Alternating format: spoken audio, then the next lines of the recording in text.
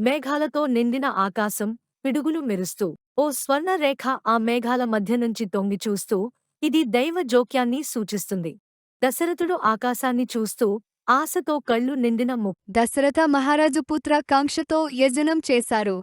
దేవతలు ఆయన ప్రార్థనను ఆలకించారు. దశరథుడు యజ్ఞానికి ముందు కూర్చుని స్నేహితుల మంత్రాలను ఆలకిస్తూ యజ్ఞాగ్నిలో నుంచి పసుపు గిన్నెతో కనిపించే దివ్య పురుషుడు. దశరథ మహారాణులు పాయసం తీసుకుంటారు.